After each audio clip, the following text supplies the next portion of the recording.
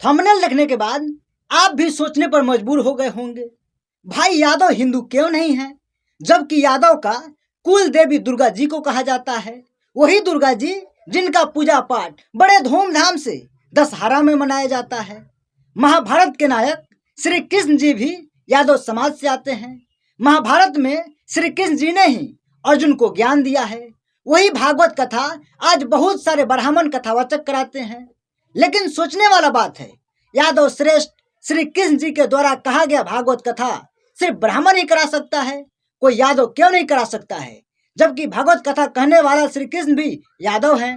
ब्राह्मणों के गांव में तुम यादव होकर के चमार होकर के यहाँ भागवत कहने आए हो। रात भर इन्होंने बहुत टॉर्चर किया सर, यहाँ तक कि हमारे बाल काट दे। और जो परीक्षित बना था, परीक्षित की मैडम से इन्होंने मूत्र बोले, भाभी आप अपना मूत्र ले आओ, उसे मूत्र से हमारे ऊपर छिड़का इन्होंने। बात कुछ ऐसा है कि उत्तर प्रदेश के इटावा जिले के भरथना तहसील के महेवा ब्लॉक के दादरपुर गांव में दो यादव कथावाचक ब्राह्मण बहुल क्षेत्र में भागवत कथा कराने गए थे।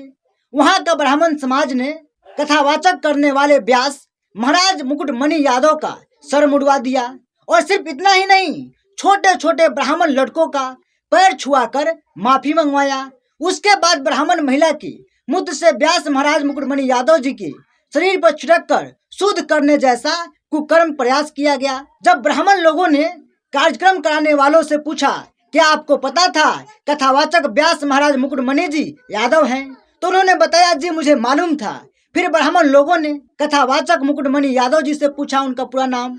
महाराज जी ने बताया कि जी मैं यादव हूँ, और उन्होंने अपना जात नहीं छुपाया। उसके बाद ब्राह्मण लोगों ने इस घटना को अंजाम दिया। ब्राह्मण लोगों का कहना था यादव और चमार कथा करेगा। अब जरा सोचिए, एक तरफ वोट के लिए नारा दिया जाता है हिंदू खतरे में है, दूसरी तरफ हिंदू समाज का यादव या कोई भी पिछड़ा समाज का व्यक्ति कथा नहीं करा सकता है। अगर कथा करता है तो इस तरह के घटना को अंजाम दिया जाता है। जबकि कथा किसका है? श्री कृष्ण जी का, जो एक यादव समाज से आते हैं। और कथा करने कौन गया था? मुकुटमणि यादव। फिर यादव के द्वारा कहा गया कथा एक यादव क्यों नहीं कर सकता है? अगर नहीं कर सकता है तो फिर यादव हिंदू कैसे? श्री कृष्ण जी यानी कि यादव के द्वारा कहा गया कथा के नाम पर सिर्फ ब्राह्मण कथा कराएगा, आखिर क्यों? अगर यादव से ब्राह्मणों को इतना दिक्कत है तो यादव यानी श्री कृष्ण के द्वारा कहा हुआ कथा क्यों करते हो?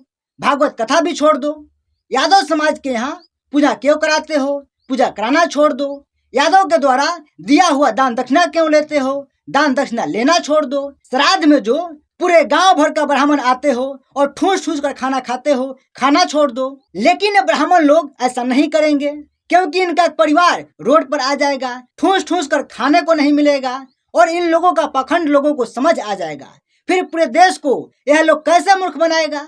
जब लोगों को मूर्ख नहीं बनाएगा तो लोग हिंदू के नाम पर वोट नहीं देगा, और जब हिंदू के नाम पर वोट नहीं देगा तो स्वर्ण जाति का सांसद विधायक मंत्री नहीं बनेगा, तो इनका अस्तित्व खतरे में आ जाएगा।